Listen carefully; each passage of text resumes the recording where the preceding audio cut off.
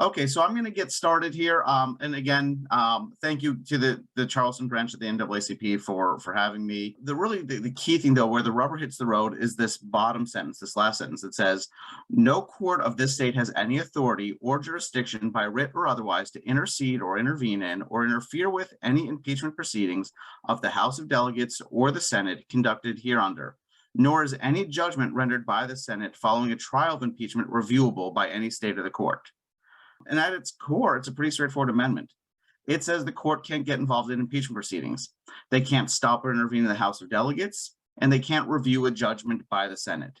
So in the end, the fallout of all this, there were 3 Supreme Court seats that opened up. And as some of my friends here, I know Julie in particular could tell you a whole lot, Julie Archer could tell you a whole lot about this.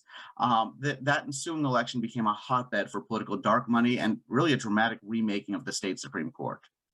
So through that history, we can kind of understand what drove this amendment. It was the legislature's attempt to impeach justices of the state Supreme Court that was stopped because of court intervention.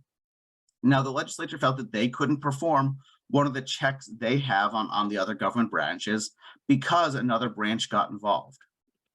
And it's further complicated because the branch that got involved, the branch that intervened, was the branch facing the impeachment proceedings.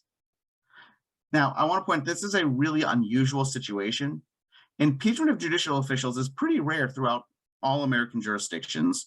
And that's a point that some of the opponents of the amendment have made. This isn't really a necessary amendment because it was such a unique situation. It's a general rule that courts have not to get involved in controversies that are political and not legal. So it's one of the things that people said, hey, look, this is a political thing. Courts don't have to get involved. And it's also, and this is why I mentioned all the politics as we went through this, because it's impossible in this situation to ignore the politics of it.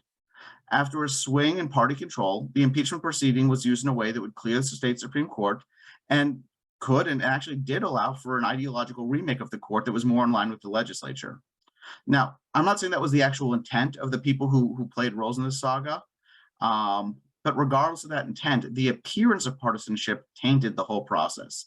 And it did raise a lot of concerns that without intervention from the court, an even more dramatic shift could have been possible and could be used in this way in the future.